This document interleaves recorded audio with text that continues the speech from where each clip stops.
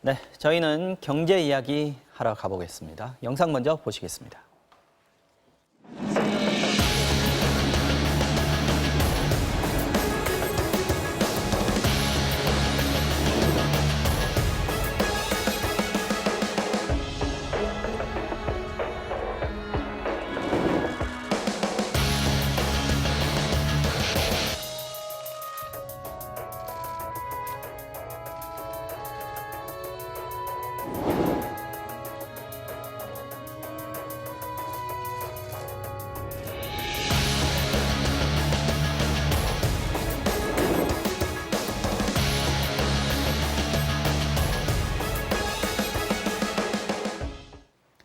네, 지난 20일 일본이 수출 규제 대상 반도체 소재 중 하나인 포토레지스트의 수출 심사 절차 일부를 완화하면서 한일 간의 관계 개선 의지를 조금 내비쳤습니다. 이에 대해서 내일 베이징에서 만나게 될 한일 통상장관들이 수출 규제 문제에 대해서 절충할 가능성이 커졌다, 이런 관측도 나오고 있습니다. 전문가에게 자세히 좀 들어보겠습니다. 박연미 경제평론가 나오셨습니다. 어서 오십시오. 안녕하세요. 자, 20일 날 얘기했던 부분이 일본이 지금 수출 규제 품목이 주 3가지였지 않습니까? 그중에서 하나, 포토레지스트의 규제를 완화했다라고 돼 있는 건데, 이게 먼저 번의 조치를 철회했다, 이렇게 볼 수는 없는 거죠. 그렇죠. 네. 그리고 일본에서는 공식적으로 그 수출 규제 조치를 완화했다, 여기에도 동의하지 않습니다. 완화라는 표현도 안 쓰고 있고. 그런 표현도 쓰지 않고요. 정확히 완화한 게 아니다라는 게 아베 총리의 오늘 오전 기자들과의 간담회 발언이기도 아베가 하고, 직접 얘기했습니다. 네, 그 스가 요시히데 관방장관도 이게 완화한 게 아니고 절차대로 했는데 그동안 수출 실적이 쌓여서 한국이 그동안 규정대로 해오니 우리가 절차에 따라 좀 완화된 것뿐이지 완화를 의지를 가지고 한 게 아니다, 이렇게 설명을 일부러 하거든요. 풀어준 게 아니고 네, 한국이 그동안 원래 차근차근 그렇게 잘 해왔다. 돼 있는 거다, 원래 이렇게 할 얘기를 거 하는 한 거다. 거고요. 그리고 세 개 품목 중에서 한 가지만 그 수출 규제가 다소 완화되었을 뿐이니까 이게 무슨 수출 규제 철회다, 이렇게 보기는 어렵습니다. 우리 입장에서 봐서도 네. 그렇다는 거죠. 왜 풀어준 겁니까, 일본은? 자, 일단 첫 번째는 대외적으로 인테리어가 필요한 시점이에요. 내일 만날 거잖아요. 오랜만에 한일 정상이 만날 거니까 네. 우리는 당신들에게 부당하게 불리한 수출 규제를 하지 않는다. 이거 봐라, 우리가 버젓이 수출 규제를 안 하고 심지어 허가도 빵빵 내주지 않느냐, 이걸 보여줄 필요가 하나 있는 거고. 네. 또 한 가지는 이번에 이 포토레지스트, 이거는 일본 기업들이 전 세계 점유율의 한 90% 차지하는데요. 네. 그중에 상당 부분을 한국의 삼성전자가 사갑니다.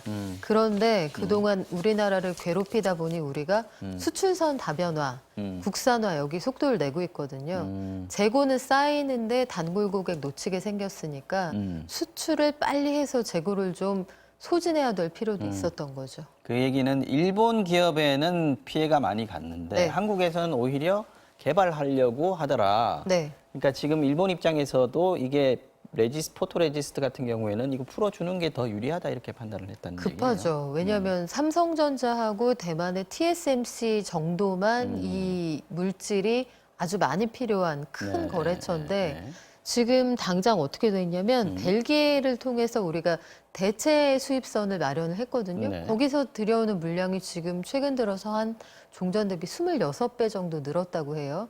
벨기에하고 일본 회사가 합작해서 벨기에 현지 법인에서 만든 건데 요거 써보니까 분량이 안 나더라. 괜찮네. 그리고 국산화 작업도 속도를 상당히 내고 있는데 일단 뭐 불화수소도 마찬가지고 네. 플로린 폴리이미드도 우리나라 대기업 그리고 중견 기업들이 뛰어들어서 네. 대부분 연내, 그리고 포토레지스트의 경우에도 뭐 한 2년 안에 국산화가 가능할 거다. 스케줄이 나와 있는 상황이니까 네. 일본 입장에서도 이제 다급해지는 거죠. 그렇다면은 이번에 우리 청와대가 충분하지 않다라고 얘기한 부분은 어떻게 우리가 해석을 할 수 있습니까? 규제가 완전히 철회된 게 아니다. 그러니까 이 정도의 액션만으로는 한일 관계가 근본적으로 정상화되기 어렵다, 이렇게 얘기를 하는 거고요. 이번에 포토레지스트에 대해서 네. 특정 포괄 허가 대상으로 바꿔줬어요. 기존에는 개별 허가 대상으로 넣었는데 네. 건건이 허가 받지 않고 만약에 일본 정부가 인증한 믿을 만한 기업이 한국에 수출한다고 하면 네. 한 번만 허가를 해도 3년 동안 음. 그 귀찮게 안 하고 계속 수출할 수 있게 해준다 이 얘긴데요. 이 포괄 허가의 단계가 세 가지가 있습니다. 아. 일반 특별, 일반 포괄 허가, 특별 일반 허가, 특정 포괄 허가. 아유, 어렵습니다. 이름이 어려운데요. 그 세 가지 단계 중에 가장 하위 수준의 아. 포괄 허가이니까 네. 기존의 7월 이전 수준으로 돌린다고 하면 단계가 많이 남아있네요. 네, 일반 포괄 허가까지 가려면 두 계단을 더 가야 되잖아요. 그러니까 이게 그냥 하나의 액션에 불과할 수도 있다. 경계심을 늦출 수는 없다는 게 청와대의 판단입니다. 오히려 이제 일본이 조금 풀어주고 생색을 많이 내려고 하는 거 네. 아니냐. 지금 우리나라에서 이 포토레지스트 쓰는 데가 삼성전자가 거의 유일하다라고 얘기해요. 네, 그렇기도 하고 3대 그 핵심 소재 가운데 이 사용량 가장 혹은 적은? 수요량이 가장 적다고 합니다. 그렇다 보니 네. 적게 인심 쓰고 크게 생색 내려는 수가 엿보인다. 이게 우리 정부의 판단입니다. 지금 두 개 남았지 않습니까? 그 중에서 이제 불화수소, 네. 에칭가스. 이게 이제 가장 우리로서는 빨리 풀어주면 좋은 네. 건데 앞으로 어떻게 풀 수 있을지 전망을 좀 해주신다면요. 일단 전망하기가 참 어려운데 전망 난망이라는 게 뭐 말장난 같습니다만 네. 일단은 내일 한일 정상회담이 좀 유연하게 끝난다면 아마도 동상이몽이 될 가능성이 크지만 내일 뭔가 대화의 실마리를 찾는다면 잘 생각해 보시면 한일 관계가 경색되기 전에 남북미의 관계가 아주 끈끈했을 때 우리 문재인 대통령이 일본에 갔을 때 그 생일이었거든요. 그때 일본 정부에서 깜짝 생일 파티 해줬던 거 기억하실 거예요. 네네네. 상황이 급변하면 언제든지 태도를 바꿀 수 있는 게 일본입니다. 당시에 태극기로 센터피스까지 준비했던 그 장면이 생각이 나는데요. 만약에 대화의 물꼬가 좀 풀리고 네. 또 내년 봄에 방이라는 관광객이 확 줄었다 이런 통계가 나오면 우리는 완화해 주는 거 아니야 하면서 슬그머니 하나씩 규제하는 품목을 좀 줄여갈 수는 있지 않을까. 그런데 근본적으로는 한일 간의 그 징용 문제에 대한 입장차가 워낙 있기 때문에 여기에서 각국 상황이 좀 정리되지 않고서야 이게 근본적으로 정리하기는 좀 한계가 있지 않을까 싶습니다. 내일 이제 한 15개월 만에 공식적으로는 네. 정상회담을 하게 되는 건데요.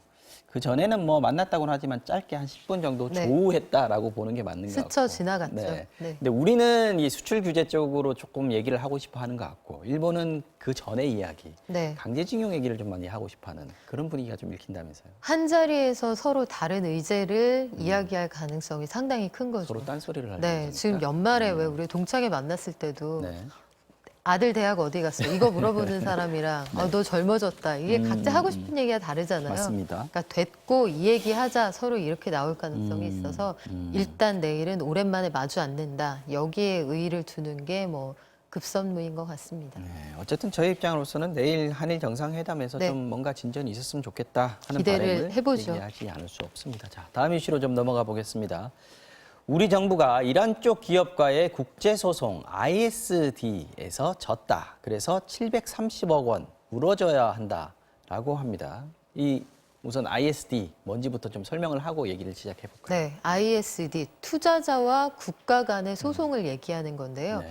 어떤 해외 투자자가 특정 국가에 투자를 했을 때 그 나라의 법이나 정책 때문에 부당하게 불리한 처우를 받아서 이게 금전적 손실로 이어졌다. 네. 내지는 투자 기회의 손실로 이어졌다 하면 해당 정부를 상대로 소송 걸어서 손해배상을 받을 수 있는 그런 제도예요. 이게 그 여러 가지 그 투자자 국가 간의 소송 전례에 비춰보면 금액이 상당히 크고 아주 네. 민감한 사안일 수가 있기 때문에 각국이 아주 유념해서 보는 그런 제도입니다. 지금 우리가 이제 물어줘야 되는 걸로 결정이 났다라고 하는 거는 네. 2심까지 졌다라는 얘기를 하던데 네.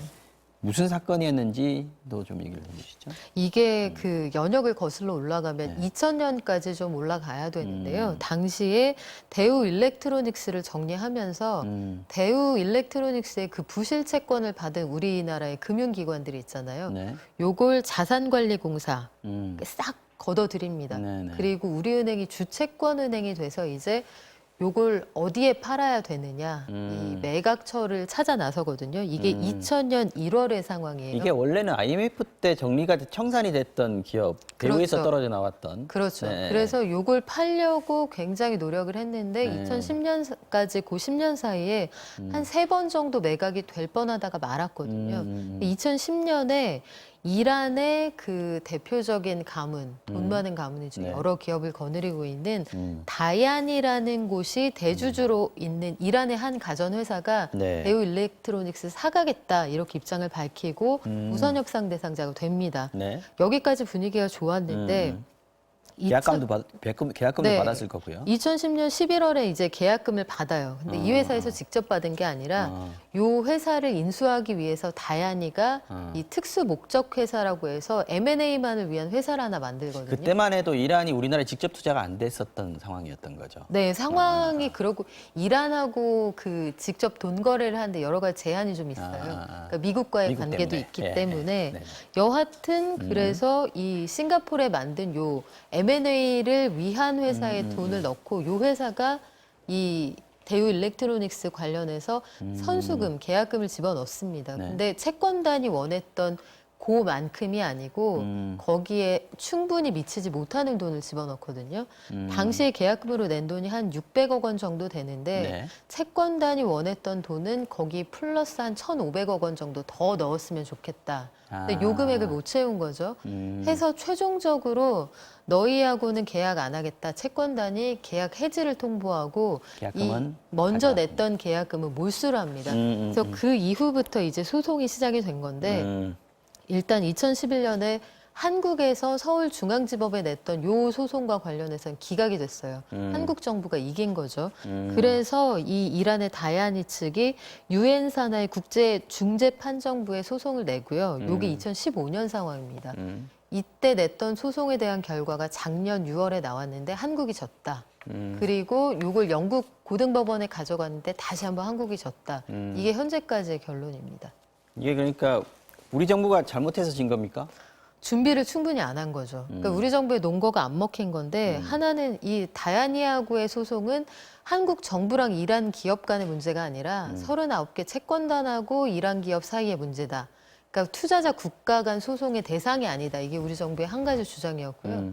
두 번째는 캠코 자산관리공사는 국가기관이 아니다. 근데 네. 이게 국가기관 맞거든요. 그렇죠. 정부 네. 통제하에 있으니까. 정부 통제하에 있으니까 이 논리가 좀 먹히지 그럼 우리가 않고. 잘못했네요. 마지막 세 번째, 싱가포르에 만든 요 특수 법인을 통해서 돈을 받은 거지 다얀이 돈이 직접 한국에 들어온 게 아니다. 근데 크게 보면 이 목적성이 뚜렷하기 때문에 한국 정부가 준비를 좀 느슨하게 했다. 이런 네. 비판의 여지가 있고요. 그럼 네. 걱정이 될 수밖에 없는 게 이게 지금 이건 730억짜리지만 지금 1조짜리, 5조짜리 남아 있는 거 아닙니까? 네. ISD예요. 지금 론스타가 걸어놓은 5조 원짜리 소송이 있고요. 네. 이거는 이르면 내년에 결과가 나올 것으로 보고 엘리엇이 삼성물산 제일모직 합병 과정에서 부당하게 손해를 봤다면서 소송 건 게 네. 요것도 한 2년 안에 판정이 나올 것으로 보이는데 이 투자자 국가 간 소송은 준비하는 과정에 뭐 자료, 판결문 이런 게 공개가 안 되다 보니까 전문가들이 들여다볼 여지가 적어요. 그래서 준비하는 과정에 보다 많은 뭐 시민사회단체라든지 네. 전문가들이 이 관여할 수 있는 틈을 좀 열어줘야 된다 이런 의견도 있습니다. 보다 철저하게 준비해야 우리가 손해를 보지 않는 그런 성과를 얻을 수 있지 않을까. 비판도 지금 달게 들어야 되는 상황이 아닌가 싶습니다. 오늘 말씀 잘 들었습니다. 박연미 경제평론가였습니다. 고맙습니다.